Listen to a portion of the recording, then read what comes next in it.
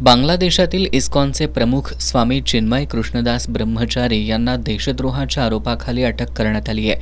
ही अटक म्हणजे हिंदू अल्पसंख्याकांचे हक्क दडपण्याचा प्रकार असल्याचा आरोप करत चिन्मय कृष्णदास यांच्या अटकेच्या निषेधार्थ हिंदुत्ववादी संघटनांनी मंगळवारी छत्रपती शिवाजी महाराज चौकात निदर्शनं केली।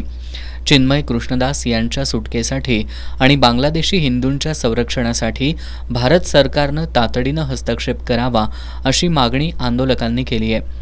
या आंदोलनात शिवसेना उपजिल्हाप्रमुख उदय भोसले, अर्जुन अंबी, अभिजित पाटील, हिंदू जनजागृती समितीचे शिवानंद स्वामी, करवीर शिवसेना तालुका प्रमुख राजू यादव, हिंदू एकता शहर प्रमुख गजानन तोडकर, हिंदू महासभेचे जिल्हाध्यक्ष राजू तोरसकर, हिंदू महासभा महिला आघाडीच्या शीला माने यांच्यासह हिंदुत्ववादी कार्यकर्ते आंदोलनात सहभागी झाले होते।